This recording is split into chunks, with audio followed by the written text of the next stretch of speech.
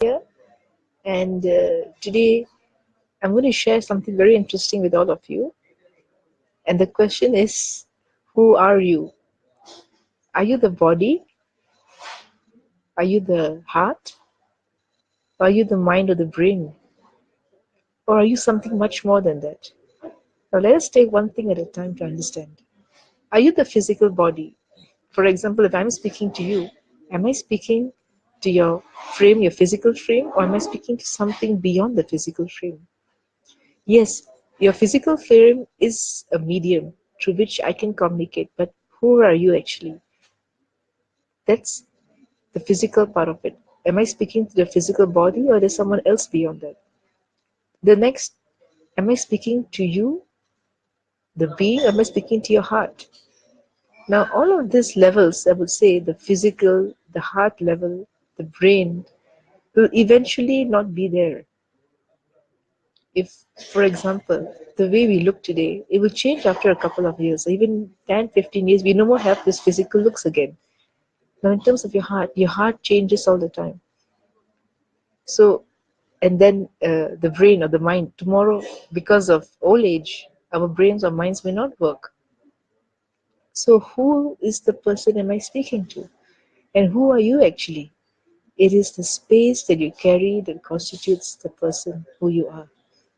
It's the space. For example, you would have seen that you're interacting with, for example, rich people or very, if you go to a social gathering and you see lots of people who are of high status. So physically, they could be dressed very well. At a heart level, they could be very sweet when they speak to you. At a cognition or at a brain level or a mind level, they could be very eloquent speakers. But the minute you stand next to them, you don't feel good about it. You don't feel comfortable. You don't feel warm. So it's basically the space inside that determines this. It's like the flavor that you give out to people. It's the energy that you give out to people. It is a smell that or the fragrance that you give out to people. There could be some people that you could stand next to them and feel, oh my God, I can't stand this. I'm running away. And there's some people who you just want to be around with. Now I'm just recalling my experiences when I was with. I had gone to Kumbh Mela, and I met so many Naga sadhus there and Aghoris, and they may not look very great. They did have basma all over the body with jatas and matted hair. Emotionally, they could probably not be doing anything. I mean, they're just sitting and either just sitting and having a pipe or just a beedi to smoke. Mind or brain wise, probably we don't engage with them so much, except a few words here and there. But the space they carry, you just want to sit there and see them and wanting them to say something, wanting to be with them, wanting to just hang around. I've had an experience where when I went to Kumbh Mela in Nasik, I had met this one particular Ghori, and I was just drawn to him. I went there, I just sat down, and he asked where you from, and I shared with him, and uh, and we sort of took pictures. And the space he carried was amazing. The space he carries was amazing that you just feel like you want to go back and see him, you want to go back and talk to him. So that is the space that I'm referring to.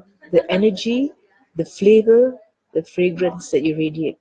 That's the space that determines who you really are, that determines the person, the identity in you.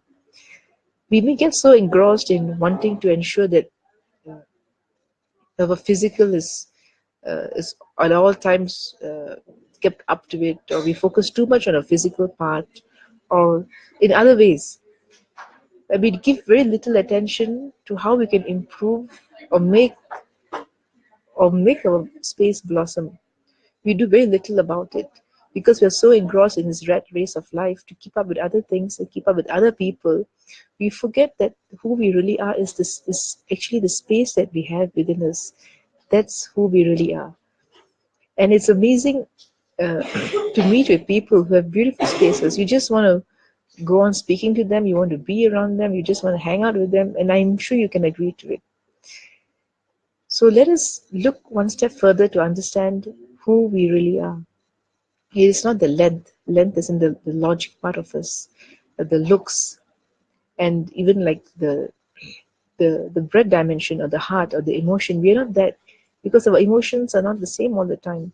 Today I could be upset with you for something, but tomorrow I may not be upset for you doing the same thing. So emotions keep changing with time, and we are beyond emotions. And then comes the cognition, the way we perceive about things. Today we perceive about certain thing in a certain way. Tomorrow the cognition will change. Nothing stays. So who are we really then? What is it that stays on with us and helps to radiate the inner space, the being that who we really are? And that is the space that we hold. And once again, uh, it's a beautiful feeling to hold the right space. I'm sure at times, sometimes we feel we are not holding the right space, or we feel I don't like the way I think about, I don't like the way I'm feeling right now, I don't like the person who I am right now. That basically means we are not having a very fragrant space at that point of time, and we feel that we're having some very, something is just not right within us. We can tell it, we can know it. The best thing is for you to help, for you to have a beautiful space. I would suggest come and be in the breathing space of the avatar Sadashiva himself. He'll definitely bless you with an amazing fragrant space, and wherever you go you'll be radiating his energy and his space. With this, blessings and Nityanandam.